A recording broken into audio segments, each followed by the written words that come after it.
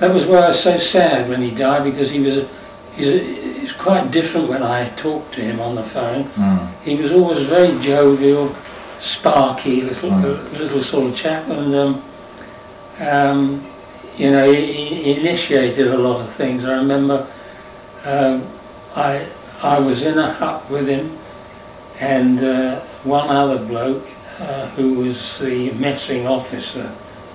I don't know whether there was more than one messing officer, but I think there must have been in that camp. You know, it was so large. Anyway, Alan organised a vast fruit salad for some Australian day. It was either Anzac Day or something. I can remember preparing that with him. Did you know of him treating patients for glaucoma? Yes, that was an interesting point, because he was getting pig's eyes from the cookhouse and working on pig's eyes. And when I reminded him of this on the phone later, he said yes, it was in fact one of the Dutch soldiers that he had who'd got glaucoma, and it was the Dutch sergeant who made the drill. And now whether he continued and actually operated, I'm not sure. But he must have, you know, done those operations, but I wouldn't know how many. I thought he experimented with using the sheep's eyes on drilling. Yes. Yes. Oh, he definitely did. Yes. Now you mentioned also that you're in Nong-Pladuk. Yes. Were you there when it had been bombed by the Allies? Or? No, I was up in Kalmuri when the bombing took place, but we saw fleets of bombers coming and going long before that, and they were bombing a year before I was bombed. But the second bombing was the most horrific lot, because I think it was Nong-Pladuk where they lost a lot of blokes. They got a terrible banging. One very tragic loss was there was an English footballer, an officer who used to do and try and run PT and football and so on. And I remember there was one match that was organised with the Nips, which was quite hilarious. And subsequent to that, I heard that he had his foot blown off. It was a terrible thing. When they bombed us in Kanchanaburi, which was much later, it occurred for at least 2 days in succession, and then went on again the next week. But there was no question at all, they were bombing the bridge.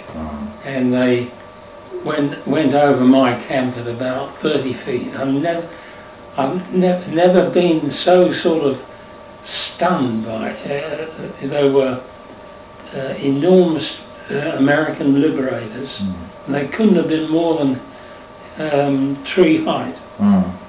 And they just went straight in after the first one had dropped a signal. And that was Kanchanaburi? Yeah. It wasn't Tamarkan? No. No. And Kanchanaburi, they and had they come from the direction of the bridge toward your camp? No, the other way. Going the other way? Yeah. And the first one came in not quite as low and dropped a flare. And then in came the others. You could see them standing at the open doors, machine gunning. And we had by then, you see it was a year after the first lot, we'd been allowed to cut slit trenches around the sides of the of our huts. Mm. But you weren't allowed in them at all. We'd never been in them. But we were, by jolly, we went in them quick then. And I can remember I went in with a bloke called Bucket Hill, and we were lying in there, and I looked up and saw these bombs coming down. It was not very nice at all. But as I say in the book, you know, there's a saying that if you can see the bombs, they miss you. Yes, yeah. Now, going back to Kanchanaburi camp, the officers' camp you're in, yes. How close were you to, as a landmark, how close were you to the paper mill? Oh, I wouldn't say more than a mile, if that.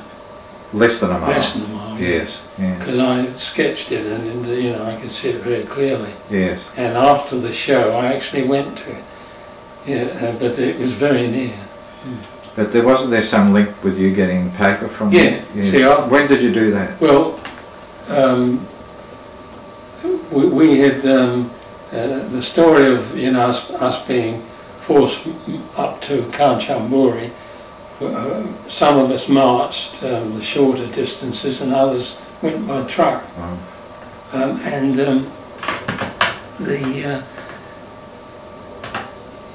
We had to expand it. It was really Kanchanaburi 2, you see. The first one I'd been was the Kanchanaburi 1, was the notorious wireless camp, where the Kemputai used to come in with their prisoners that they picked up in the various camps. They were like a Gestapo, terrible people. And in the first camp at Kanchanaburi, which was a much smaller concern, they just used to stop on their way down to Bangkok and beat the life out of the prisoners they brought, you see. And that was a very terrible experience, you know. They were screaming all night for about 3 nights. It was terrible. And they buried them at the back of the guardhouse. Horrible place. Did you know of Lieutenant Eric Lomax? Oh, Lomax, yes. Were you in the camp when the Nips picked him up for the radio? And oh yes, yeah. He, you know, they were stood outside and then marched past us on ropes, and it was a shocking business. Absolutely inhuman. They're a mixture, Koreans generally, Korean guards, and Nips were generally on the main guard. There was a guard room at the entrance to the camp. They generally sat there on stools. And then at the back was this, what they call the no good house, you know, and they had pits in the ground with wooden tops, which they put the prisoners in. Shocking it was. Shocking. Now, was Noguchi, was he in that camp? No, in the second time, which was some, you know, a year or so later, when we were moved up, as all the officers were separated. When you were moved from non-combatant up to there? There were quite a few, you see. We had to enlarge the camp, and it was virtually a new camp in that addition.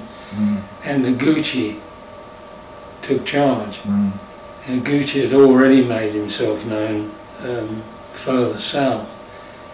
And he started straight away, you know, we had troubles.